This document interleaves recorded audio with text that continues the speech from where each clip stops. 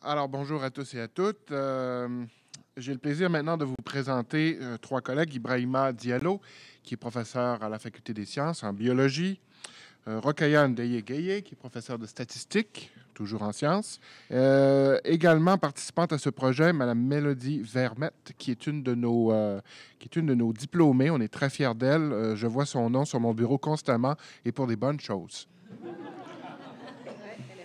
Oui. Alors, lorsqu'il y aura des questions, je vous rappelle que ce serait bien d'aller au microphone pour qu'on puisse vous enregistrer, pour que vous puissiez passer à la postérité. Alors, sans plus attendre, Ibrahima. Okay. Merci beaucoup, Alexandre. Bonjour tout le monde. Je suis très heureux de vous voir si nombreux à cette présentation. Et aussi, j'aimerais remercier l'université d'avoir organisé pour la première fois une initiative pareille. Ça donne l'occasion à tout le monde de pouvoir participer. Vous avez ici le titre de notre présentation, l'enseignement de l'anatomie et la physiologie du corps humain, une approche intégrative et innovante. Le mot innovant est extrêmement important. On peut évidemment définir ce mot de différentes façons. On dit souvent que c'est un processus d'amélioration pour des solutions nouvelles ou différentes et de s'adapter à de nouveaux besoins changeants dans notre société. Alors, je pense que ce sont des éléments qui vont nous guider dans ce qu'on va faire. Pourquoi j'adopte cette technologie? Parce que j'enseigne un cours d'anatomie. Vous savez que dans l'anatomie, il faut beaucoup retenir des choses. Et c'est un élément, c'est un grand défi que nous avons effectivement au niveau de notre enseignement pour amener les gens à retenir et à mettre en relation des éléments. Alors, juste pour rentrer dans le vif du sujet, je vais vous montrer ici un élément. Quand on parle d'innover, vous vous souvenez tous du Polaroid, n'est-ce pas? Tirer, ça sort. Eh bien, ceux qui n'ont pas réussi à garder, à innover, eh bien, sont maintenant dans le cimetière des oubliés. C'est ce qui arrive. Alors, pour rentrer dans le vif du sujet, voici le plan que je voudrais vous présenter. Il y aura une mise en contexte, évidemment, pour vous amener à comprendre pourquoi nous avons introduit ce sujet d'étude. Les objectifs, on va faire un peu de revue de la littérature, évidemment, ça nous a guidés, le cadre théorique, ainsi que des démonstrations que je vais essayer de faire. On dit toujours, la technologie, j'espère qu'elle va marcher. Et évidemment, il y a un autre volet qui est le volet méthode et outils d'évaluation et les résultats préliminaires qui ont été faits dans ce sens-là, grâce au traitement des données que nous avons recueillies. Alors, l'objectif ici, quand je parle ici plutôt de mise en contexte, les étudiants reçoivent un enseignement d'anatomie au premier semestre. C'est quoi l'anatomie? C'est la structure des organes, la structure des tissus, la structure des appareils et les relations entre elles. Et on le dit, pour avoir une structure donnée, ça permet d'exercer une fonction. La fonction, le fonctionnement des organes, c'est ça la physiologie. Donc il y a une dualité extrêmement importante ici. C'est les deux bords d'une même médaille, anatomie et physiologie. Ils étudient l'anatomie au premier semestre. On lui dit, vous allez voir ça en physiologie. Ils arrivent en physiologie, vous avez déjà vu en anatomie comment c'était la structure, mais si on a oublié.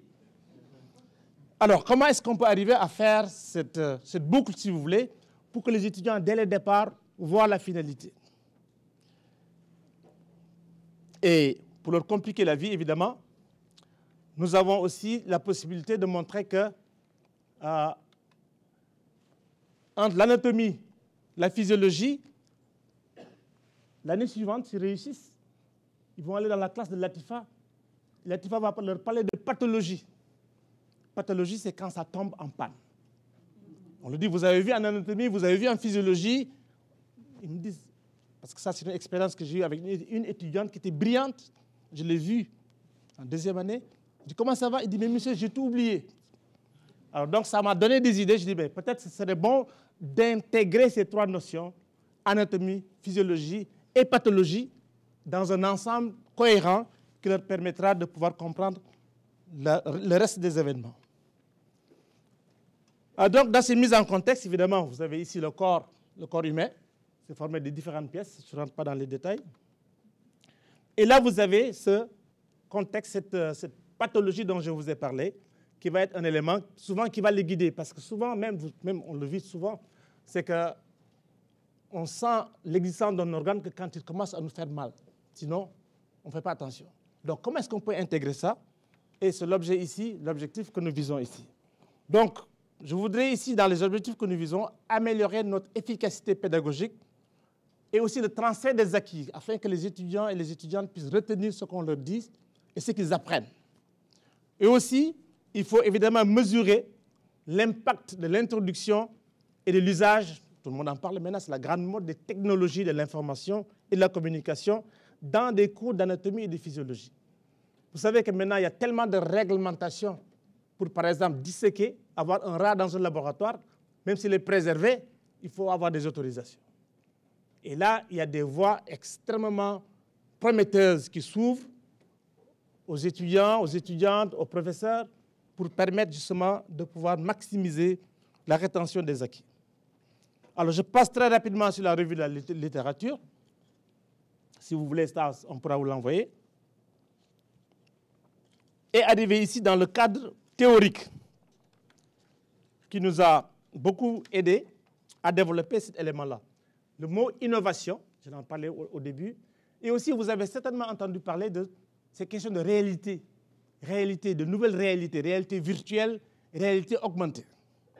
Et je pense que c'est très important parce que c'est non seulement c'est le présent, mais c'est le futur dans lequel nous allons tous embarquer. Et aussi, on parlera ici des ressources numériques que nous utilisons dans le cadre de ce cours-là. Pour définir l'innovation, j'aimerais juste attirer votre attention pour mieux retenir ce que c'est l'innovation. Pensez au contraire. C'est quoi le contraire de l'innovation? Conservatisme, la routine, la tradition. Si on ne change pas, on n'évolue pas. Dans un certain sens, on parle ici d'innovation comme étant le fait d'introduire quelque chose de nouveau dans les mœurs, dans nos pratiques, dans quelque autre domaine que ce soit. Et dans les synonymes, on parle de création, on parle d'invention, on parle de révolution, on parle de transformation. Mais innover ne veut pas nécessairement dire trouver quelque chose qui n'existait pas. Pensez un peu à, vous avez tous des Apple ici, hein, des iPhones. Bill Gates, pas Bill Gates, mais l'autre. Steve Jobs. Steve Jobs n'a jamais inventé le téléphone cellulaire. Il n'a jamais inventé l'appareil numérique. Il n'a jamais inventé un appareil qui fait de la musique. Mais il a eu le génie de mettre tout ça ensemble et que ça rentre dans votre poche. Et ça obéit au doigt. Ça, c'est de l'innovation. Alors, donc, retenez cet élément-là pour pouvoir comprendre la suite des événements. Je vous ai parlé des questions de réalité. Souvent, les gens se trompent entre ce que c'est la réalité virtuelle ou ce que c'est la réalité augmentée. Mais la réalité virtuelle, c'est une simulation immersive dans un environnement qui peut être réel ou imaginaire. Alors, imaginez que dans un contexte de réalité virtuelle, par exemple, on pourrait transformer cette salle dans un décor du Crétacé, là, où vous avez des dinosaures partout. Et vous rentrez et vous avez une sorte de lunette qui vous permet d'évoluer dedans. Vous transformez le milieu et vous évoluez dedans. Ça, c'est très rapidement présenté, la réalité virtuelle. La réalité augmentée.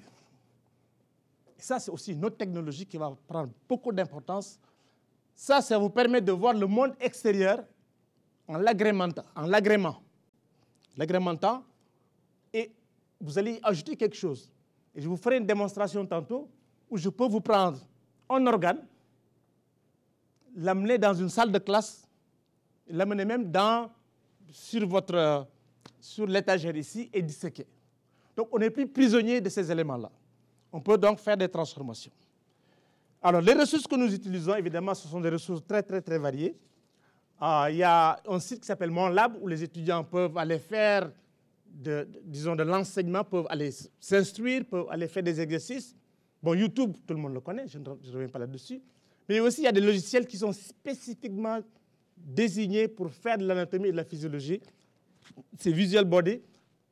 Très, très bon marché. 20, 30 $, vous avez tout un paquet. Je vous montrerai, je vous ferai des démonstrations.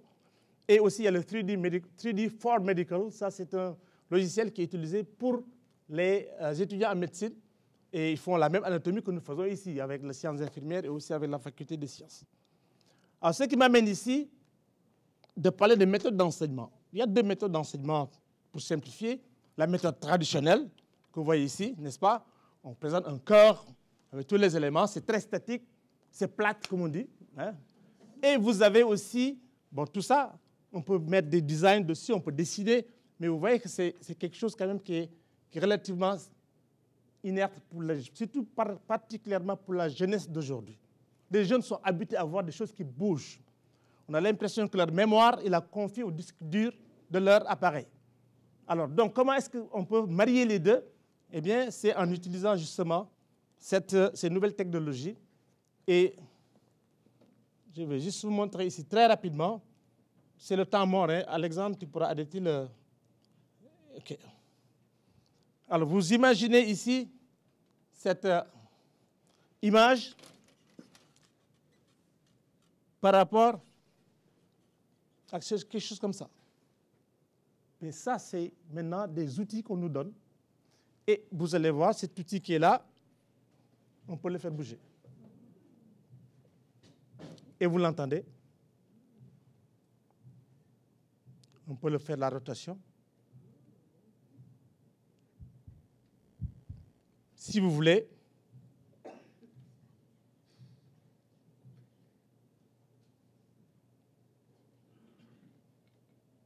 on peut disséquer.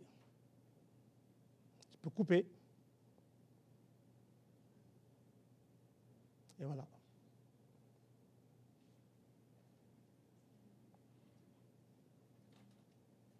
Et je fais comme ça.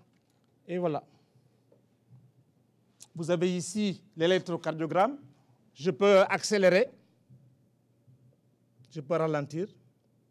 Et je peux voir comment les ondes ici qui se propagent le long du cœur peuvent effectivement évoluer. Quand j'explique la question des valvules cardiaques, alors ça, vous ne pouvez pas faire ça dans un livre. Alors, c'est vraiment une réalité. Et vous verrez tout à l'heure ce que je pourrais aussi en faire. Alors, j'ai des milliers d'exemples comme ça, où l'étudiant peut prendre un élément et ne pas attendre l'ouverture du laboratoire. Il peut le faire chez lui, dans sa chambre à coucher s'il veut, pour justement regarder ça. Parce que l'avantage qu'il y a dans la réalité augmentée ou la réalité virtuelle, c'est que l'étudiant n'est plus soumis à des contraintes d'horaire. Il peut étudier à sa façon et chacun des éléments qui sont ici, il peut même aller voir quelle est la pathologie qui est liée à l'organe qui est en défaut. Donc c'est vraiment un univers. Je le dis toujours, j'aurais tellement aimé avoir ce que vous avez aujourd'hui. Mais c'est un univers différent. Il faut que nous, on puisse s'adapter, il faut qu'on puisse nous adapter à ces nouvelles technologies. Alors, je vais juste arrêter ici et pour pouvoir continuer. Voilà. On va voir ici. Alors, ce qui m'amène ici finalement à vous présenter un peu ce que nous avons fait. Parce que ce que nous avons fait, évidemment, il faudrait voir si c'est pertinent, donc la pertinence de l'action de formation. Il faut aussi qu'on puisse vérifier l'efficacité pédagogique. Il ne s'agit pas juste de projeter et de dire que les étudiants ont compris, il faut qu'on vérifie qu'ils ont, en termes d'acquis, qu'ils ont pris quelque chose, qu'ils ont retenu des choses. Et aussi, on va parler ici de toute la question de transfert des acquis et si ce transfert des acquis est vraiment effectif. Alors, c'est ça l'autre volet qu'on a fait pour évaluer un peu les éléments que nous avons faits. Alors, sans plus tarder, je vais laisser le soin à Ndeye de faire la présentation de l'étude qui a été faite dans la salle de classe. Et je vous reviendrai avec une autre présentation très rapidement, durant la période de questions, sur les autres aspects qui concernent la réalité augmentée. Merci, grand frère, ou Ibrahima, si je peux dire ça. Donc, je vais vous présenter l'impact de l'évaluation de l'enseignement de l'anatomie et de physiologie avec l'utilisation d'éthique. Donc, on a ici le cours d'anatomie et de physiologie qui sont enseignés donc à l'automne pour l'anatomie et l'hiver pour la physiologie. Donc, il faut voir, comme Ibrahima vient de l'expliquer, c'est un cours, l'automne, donc on donne l'anatomie, l'hiver, c'est la physiologie. L'anatomie est un préalable de la physiologie. Donc, les deux vont ensemble, en quelque sorte, plus le cours de Latifa, qui est la... comment ça s'appelle encore? La pathologie. Merci. Je ne suis pas très familier avec ces concepts. Donc, ces deux cours se donnent dans deux groupes. Il y a le programme, ce qu'on appelle donc le programme des sciences infirmières et les programmes universitaires. Donc, pour ces deux programmes, les étudiants sont ensemble, ils prennent ce cours. Donc, les années d'évaluation que nous disposons dans ce cours, depuis Ibrahima a commencé à enseigner, c'est l'automne 2011 jusqu'à l'hiver 2018.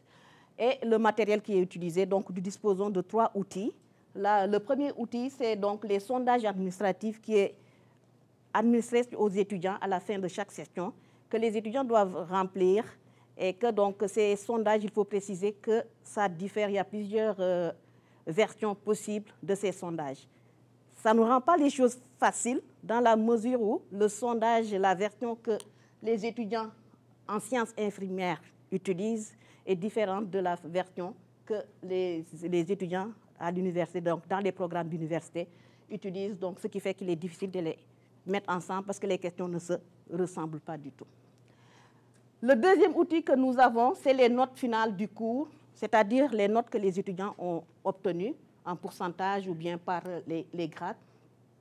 Et c'est les sondages administratifs comme les notes, donc nous l'avons donc de l'automne 2011 à l'hiver 2017 pour ces deux. Et le troisième outil, c'est un sondage que nous avons conçu nous-mêmes qui porte sur les pratiques pédagogiques. Ce sondage, nous l'avons administré donc à l'automne 2017, excusez-moi, et à l'hiver 2018. Donc, nous avons utilisé donc quelques tests statistiques pour pouvoir faire des comparaisons par rapport aux années des évaluations que nous disposons. Oups. Mais il faut noter que dans les résultats que je vais vous présenter ici, nous allons nous restreindre au cours d'anatomie seulement parce que c'est des résultats préliminaires. Nous n'avons pas encore compilé, par exemple, les résultats pour l'hiver 2018. On vient tout juste de le finir. On a les résultats, mais on ne l'a pas encore compilé pour pouvoir vous le présenter aujourd'hui.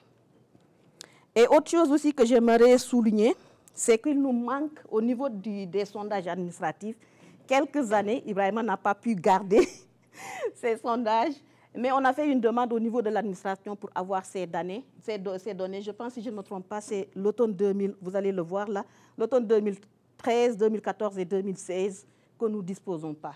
Et je vais vous présenter aussi seulement les résultats pour l'automne, c'est-à-dire celui de l'anatomie. La physiologie, on n'a pas encore tous les résultats. Là, je vous donne quelques exemples pour chacun de nos outils. Donc, le premier outil qui sont les sondages administratifs. On dispose dans cet outil 28 questions à choix multiples, 28 pour les programmes universitaires et 27 pour les programmes sciences infirmières. Donc, on n'a pas les mêmes versions. Ici, je donne quelques exemples pour le volet universitaire, pour les étudiants qui sont donc des programmes universitaires. Donc, quelques exemples de questions, comme par exemple la raison pour laquelle je suis ce cours, donc ce cours obligatoire, optionnel ou d'intérêt ou autre. Mais il faut noter que, par exemple, pour les étudiants en sciences infirmières, le cours est obligatoire pour eux autres, contrairement aux étudiants qui sont dans les programmes universitaires. Le deuxième outil, donc je donne aussi quelques exemples. Le deuxième, c'est les notes qu'on a obtenues, que les étudiants obtiennent donc des cours. Donc ici, le troisième outil que je vous présente, quelques exemples de questions qu'on a. Donc c'est le sondage qu'on a conçu nous-mêmes. Et donc voilà quelques questions comme par exemple l'utilisation des ressources numériques dans ce cours m'a permis de participer activement. Et on a donc des choix de réponse, soit totalement en désaccord jusqu'à totalement en accord. Et on a aussi eu 3 questions ouvertes leur demandant qu'est-ce qu'ils ont le plus aimé dans le cours et qu'est-ce qu'ils ont le moins aimé et donné leurs commentaires. Donc, on a compilé tous ces résultats et on va vous les présenter. Maintenant, les résultats préliminaires. J'insiste sur le mot préliminaire parce que c'est des résultats qu'on n'a pas encore, ce n'est pas très définitif, on en sortit rapidement là quand on a vu qu'il y a donc le colloque qui s'en vient. Donc, on les a sortis rapidement. Donc, pour ces résultats, vous allez avoir des chiffres. ce n'est pas ma faute. Il faut dire que c'est la faute aux autres membres du groupe qui m'ont mis dans cette... qui m'ont invité à participer à ce projet-là. Je suis statisticienne, donc je ne peux pas m'empêcher de mettre des chiffres. Donc, ce n'est pas ma faute si vous voyez des chiffres. Donc, je commence par vous donner les nombres qu'on a dans les programmes pour différentes années. Donc, en automne 2012, par exemple, on avait, je n'ai pas les données pour les sciences infirmières, il nous manque quelques données qu'on va avoir plus tard, mais pour l'université, on avait 35. Donc, ces données tournent autour de 35 à 81 étudiants. Donc, ce n'est pas des nombres qui sont très élevés. Statistiquement, c'est un peu difficile quand on a des tailles d'échantillons qui sont très petites. Donc, pour faire des comparaisons, on n'a pas assez de puissance pour démontrer des fois des différences statistiques. Mais néanmoins, on va essayer de donner au moins le descriptif de ces résultats. Donc, pour le premier, les caractéristiques des étudiants. Donc, je parle ici de caractéristiques parce que vraiment, ce sondage ne nous permet pas de parler de l'utilisation d'éthique, est-ce qu'il y a un impact ou non. C'est plutôt de décrire ce qu'on a comme étudiants, qu'est-ce qu'ils, par exemple, comment ils perçoivent l'enseignement. La première chose, donc, on en a choisi quelques-uns. Je ne vais pas vous présenter tout parce que je parle de 28 questions, là, c'est beaucoup. Donc, ici, la charge de travail très lourde ou lourde. Donc, ici, on voit qu'en 2011, donc, on est de 62,5 et 2013 à 72,7. Comme je vous ai dit tout à l'heure, il manque des années qu'on n'a pas encore, mais quand on les aura, on va les insérer dedans. Et 2017, par exemple, on est rendu à 53. C'est comme si on a un peu diminué la charge de travail, mais on ne peut pas l'attribuer, je le dis très clairement, on ne peut pas encore l'attribuer en disant que c'est l'introduction qui fait que donc on a eu une diminution ou non, on le prend avec précaution. Une autre question, c'était la méthodologie adoptée par le professeur. M'aide à réfléchir et m'aide à résoudre les problèmes. On voit ici, par exemple, ça passait de 75, arrivé à 100%. Est-ce que ça va se maintenir? Je ne peux pas dire, c'est ça, mais en tout cas, c'est des résultats qui sont là. Donc, ça semble être quelque chose qui est un peu en progression et atteint même le seuil, le top, à 100%. Des étudiants qui disent que donc, ça les a aidés à réfléchir et à résoudre des problèmes. La troisième question qu'on a choisie aussi, la matière du cours est présentée de façon structurée. Là aussi, la même chose qu'on note dans le précédent. Donc, on arrive aussi à 100% des étudiants qui l'ont mentionné. Et la troisième chose, de façon globale, l'enseignement de ce professeur favorise les apprentissages. Là, on est donc de 85, 80 à 88% des étudiants qui l'ont mentionné. Mais on n'avait pas de différence statistique significative au cours des années. Il faut le noter. Ensuite, le deuxième outil qu'on a utilisé, donc on note les notes obtenues dans le cours. Donc ici, je préfère présenter peut-être ceci, plus de chiffres. Donc les notes, j'aime ça. Je sais que les gens sont un peu, mais moi j'aime mettre des chiffres. Je me retrouve bien avec des chiffres, mais j'en ai diminué pas mal là, pas trop quand même. Donc ici, on a les moyennes. J'ai présenté les moyennes, l'écart type et la médiane au cours des années de 2012 à 2017. Ça, là, on avait donc toutes les informations tout au cours des années. Donc ici, on voit très bien que les moyennes ne varient pas vraiment. On ne peut pas dire grand-chose avec ici une différence, non. Au niveau statistique, ça ne l'est pas, ça ne me surprend pas. Mais aussi, au niveau des moyennes, ça fluctue. On passe 68, 72, 68, 65. Donc, vraiment, on ne peut pas parler donc, ici de différence. Et au niveau donc, de l'homogénéité, avec l'écart type, on peut voir que c'était des classes qui sont pas très hétérogènes, mais qui sont assez hétérogènes. Donc, c'est-à-dire que les étudiants sont assez différents au niveau des notes les uns des autres. Donc, c'était des classes assez hétérogènes. Et la médiane ici que je représente, qui veut dire donc le pourcentage, la moitié de chaque, par exemple, si je prends en 2013, où la médiane est très élevée, je peux dire que donc 50% de ce groupe, de cette année-là, des étudiants de cette année, ont obtenu une note de 75% ou plus, ce qui n'est pas mal du tout. Oups. Maintenant, si je considère les étudiants, le pourcentage des étudiants qui ont obtenu une note de A ou A+, donc qu'on peut dire les très bons des étudiants. Donc si en 2012, comme je dis, je n'ai pas eu pour le programme sciences infirmières, mais j'ai pour les autres années. Donc, je compare ici les étudiants en sciences infirmières et les étudiants des programmes universitaires. C'est un peu surprenant. On pense souvent que les étudiants universitaires vont être un peu plus bons, mais ici, c'est l'inverse que l'on note. Il n'y a pas eu de différence statistiquement significative, mais quand on regarde les notes, et même au niveau des notes en pourcentage aussi, ils ont des moyennes plus élevées que les moyennes au niveau des programmes universitaires. On s'est dit, qu'est-ce qui peut expliquer ça? Il y a 4 choses qu'on a retenues, qu'on pense que ça peut être dû du fait que les étudiants à l'ETP ont des notes meilleures que les étudiants dans les programmes universitaires. C'est le fait que c'est un cours obligatoire pour eux. Ça ne l'est pas pour les autres. La deuxième chose qu'on pense aussi, c'est au niveau que c'est un programme qui est contingenté, qui est exigeante. Ça peut expliquer le fait que, par exemple, qu'on a cette différence. La troisième chose, c'est que c'est des étudiants qui nous arrivent avec ils ont déjà ils savent où ils veulent aller. C'est-à-dire qu'ils ont déjà, comment le dire là, le terme, ils ont déjà un plan de carrière qui est déjà établi, qui est déjà défini. Donc, la motivation est plus grande. Donc, ils sont savent où ils veulent aller. Donc, tout est là. Donc, ils vont être plus motivés. Donc, ce qui peut se refléter dans les notes. Et la quatrième chose, c'est le fait qu'ils ont déjà eu un peu d'expérience dans le domaine de la santé. C'est-à-dire qu'ils ont déjà eu des cours qui sont reliés au domaine de la santé. Par contre, ceux qui sont dans les programmes universitaires, souvent les étudiants en sciences, si je ne me trompe pas. Hein. Donc, ont moins peut-être cette expérience. Donc, ces 4 choses peuvent expliquer pourquoi, par exemple, ces notes sont plus grandes pour les étudiants de programme sciences infirmières que les autres. Ensuite, le troisième outil qu'on a utilisé, qui est le sondage qu'on a conçu nous-mêmes, qui porte sur 14 questions, donc qui mesure les pratiques pédagogiques. Donc, on en a ici les premiers résultats.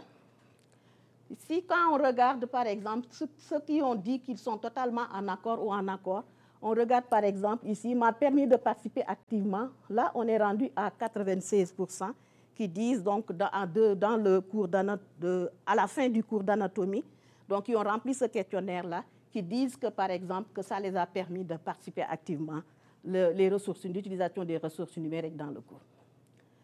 92% qui disent, donc, qu'ils sont en accord ou totalement en accord, que ça les a permis d'acquérir une bonne expérience pratique. Ainsi de suite, on peut voir aussi pour favoriser la rétention des concepts étudiés de manière durable ou pour favoriser une intégration interdisciplinaire. On continue, on a encore d'autres. L'utilisation des ressources de MOLAP est efficace pour favoriser la compréhension des contenus. Les animations 3D ont permis un meilleur apprentissage. Les textes, les vidéos, les animations 3D sont pertinents. Ou bien donc les textes vidéo ou les animations 3D sont des éléments de motivation dans ce cours. Donc les pourcentages tournent autour de 84 à 90%, donc ce qui est très énorme quand même. Et pour finir, donc on a l'efficacité de l'enseignement. Donc ici, on note qu'il y a 87,7% donc qui pensent que c'est plutôt efficace, extrêmement efficace. On a donc, au niveau de la satisfaction à l'égard du cours, on a donc 92% des étudiants qui se disent satisfaits ou extrêmement ou très satisfaits par rapport au cours. Et en dernier, pour finir, donc pour l'appréciation par rapport à l'utilisation des ressources numériques, donc on a 94% qui se disent donc qu'ils apprécient vraiment, qui sont en accord ou totalement en accord pour dire qu'ils ont apprécié l'utilisation des ressources numériques dans ce cours. Comme toute étude, il y a des limites. Donc ici, la première limite qu'on a notée dans ce cours, c'est que c'est la première année d'enseignement avec l'utilisation d'éthique. Donc il est difficile de parler de l'impact, il est difficile de voir dès à présent l'impact qu'on peut avoir avec cette nouvelle façon d'enseigner. Mais disons peut-être dans 3 ou 5 ans, peut-être j'exagère aussi, on pourrait vraiment plus mesurer l'impact de cette utilisation Et peut-être qu'on aurait donc des résultats qui vont plus nous dire, c'est-à-dire qui vont être plus importants que les résultats peut-être qu'on a ici. La deuxième chose, c'est que les cohortes sont différentes d'une année à une autre. On peut avoir une cohorte plus forte, une cohorte plus faible. Ça tout dépend donc de comment sont les cohortes, qui fait que, par exemple, on va avoir des notes plus hautes ou des notes plus basses. Donc, tout dépend des cohortes que nous disposons. Donc, la meilleure façon, c'est d'envisager, par exemple, de mesurer l'impact véritablement de ce projet. Ça serait, par exemple, si on pouvait faire un devis expérimental, comme on l'appelle, c'est-à-dire qu'on ait deux groupes, un groupe qui reçoit l'enseignement avec l'utilisation d'éthique et un groupe qui reçoit l'enseignement traditionnel. Et là, si on mesure au départ, par exemple, qu'ils aient des moyennes qui sont comparables, c'est-à-dire des niveaux comparables au départ, à la fin, si on a des différences, là, on pourrait l'attribuer, par exemple, à l'enseignement. Donc, si c'est plus haut, évidemment, pour l'enseignement avec l'utilisation d'éthique, la nouvelle façon d'enseigner, là, on pourrait dire qu'on a un impact qui est plus grand. Mais malheureusement, on ne peut pas faire ça ici, parce qu'on n'a pas les outils pour le faire.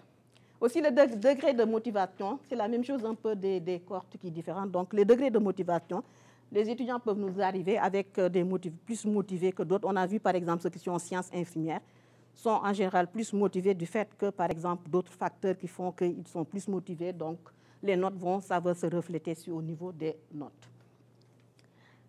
Ensuite, au niveau des questions des sondages administratifs, j'en ai déjà parlé un peu. C'est différent dans les deux programmes. Ça nous limite pas mal parce qu'on ne peut pas mettre les deux programmes ensemble. Je parle de deux programmes, mais plutôt deux groupes qu'il faut dire. Donc, on ne peut pas mettre les deux groupes ensemble et donc qui nous ramène à la dernière limite, qui sont donc les tailles d'échantillons. Parce que si on pouvait les mettre ensemble, par exemple, pour les sondages administratifs, on pourrait dire que, OK, on va augmenter notre taille d'échantillon. Mais malheureusement, non.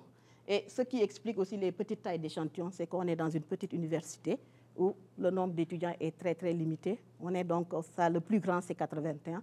On n'est pas dans des 200 ou 250 étudiants où on pouvait avoir une puissance statistique beaucoup plus forte pour pouvoir expliquer des différences. Donc, on est limité par les moyens que nous disposons.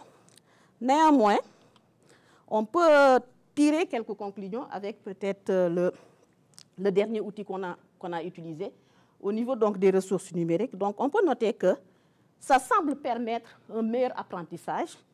Le deuxième point, c'est qu'ils sont efficaces pour favoriser la compréhension des contenus, favoriser la rétention des concepts étudiés de manière durable, permettre une participation active, permettre une bonne expérience pratique, semblent aussi être des éléments de motivation, permettre d'avoir une bonne intégration des deux disciplines.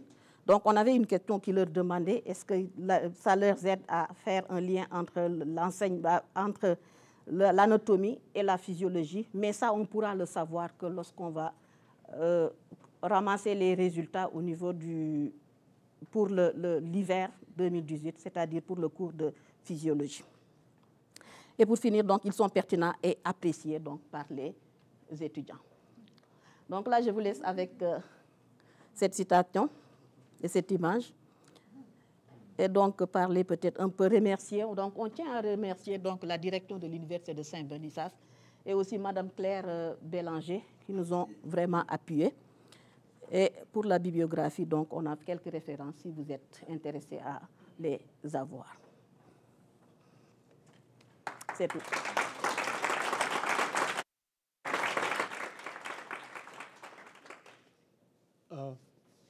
Merci. Est-ce qu'on a encore un peu de temps? Juste pour faire quelques mots? 2 minutes? OK. Parce qu'ici, il faut aller faire des... Juste rapidement. Tiens, on va voir ça ici.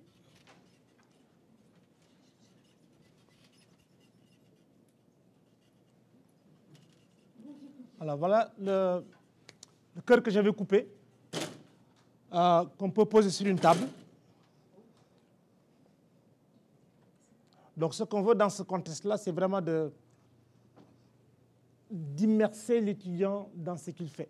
Donc, de le mettre dans un environnement qu'il connaît, que ce soit ici ou que ce soit chez lui. Et vous allez voir ici ce qu'on peut faire avec ce genre de technologie-là. On peut on peut vraiment décomposer les structures, les étudier une à une. Donc c'est quelque chose de tout à fait enrichissant quand on pense à la plasticité, la facilité avec laquelle on peut arriver à ces choses-là. Et puis je vais vous montrer ici quelque chose, pour ceux qui sont en éducation, je pense qu'il y en a ici qui enseignent. Maintenant, vous pouvez disséquer, vous n'avez plus besoin d'avoir des seaux de rats dans vos classes, vous pouvez disséquer.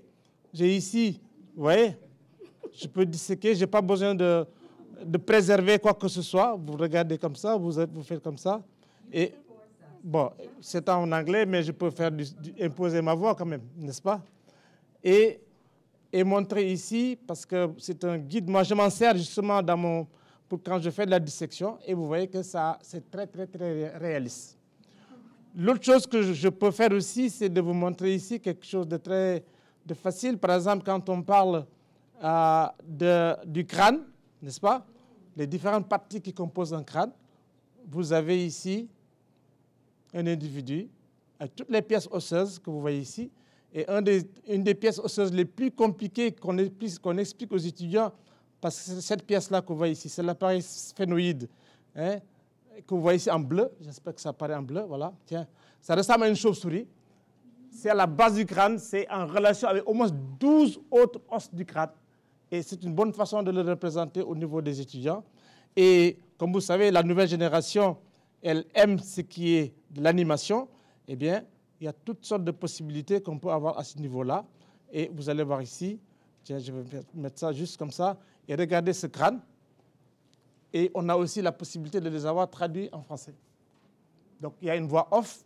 Toutes les pièces osseuses qui sont dans des chicanes comme ça donnent la robustesse au crâne. Et donc, cette flexibilité très, très, très, très importante qui permet évidemment l'expansion de notre cerveau, dans un certain sens. Alors ça, c'est un élément.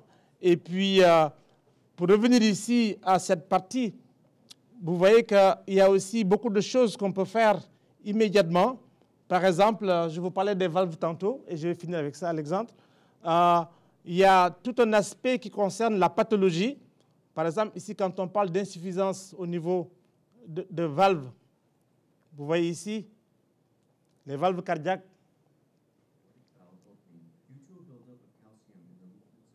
Alors, vous voyez, ces feuilles-là, ils doivent être normalement très, très étanches pour empêcher le reflux. Alors, finalement, tout peut être visualisé. C'est ça la nouvelle donne, je pense. Et les écoles de médecine, d'anatomie, de physiologie et même de pathologie rentrent maintenant dans cet élément-là. Et donc, c'est quelque chose de très important. Oui? Est-ce que comme les applis que vous nous avez montrés, est-ce qu'ils sont gratuits ou est-ce qu'il faut les acheter? On peut les acheter, on les achète. Vous les achetez? C'est les applis. Ça s'appelle Visible Body. Yeah. Vous avez toutes sortes d'applications, pas trop chères. Il y en a qui coûtent $12, il y en a qui coûtent $6, il y en a qui coûtent $20, il y en a qui coûtent peut-être un peu plus cher. Mais vous pouvez avoir un appli que vous pouvez utiliser dans un laboratoire. Oui? C'est pas sur la même thématique. Oui. Mais en fait, je me joue l'avocat du diable. J'y suis pour, en principe.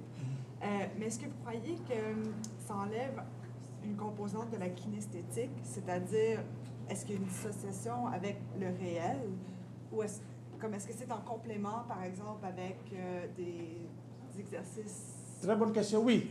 Ça, ce n'est pas désincarné, hein, si j'ose utiliser l'expression. Ça fait partie d'un ensemble. Donc, il faut faire appel à tous les sens de l'étudiant. Hein, on parle ici d'une expérience multisensorielle. Ça peut être auditif, ça peut être kinesthésique, comme vous dites. Ça peut être aussi, disons, la parole. Ça peut être, on dit même bientôt, on va avoir de l'olfactif. Donc, préparons-nous. C'est quelque chose qui s'en vient. Et donc, c'est dans ce contexte-là qu'on... C'était dans cette veine-là la raison qui motive ma question. On sait que si on est face à un corps, c'est une expérience tout à fait différente que par rapport à un appli ou une image. Yeah. Donc, ça donne un point. Parce que, comme on dit souvent, il n'y a rien de mieux que de faire du hands-on, là, de tenir quelque chose. Mais des fois, si tu as une bonne base théorique, oui, tout à fait. tu peux aller. Et puis, les dissections qu'on fait, vous pouvez disséquer, vous pouvez ramener toutes les couches musculaires que vous voulez. Et il n'y a pas de jeunes ici. Hein. Laissez-moi vous montrer quelque chose très rapidement.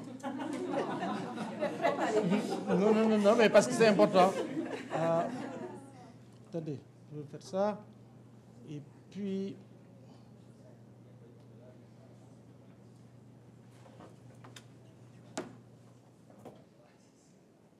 Tiens, c'est ça ici.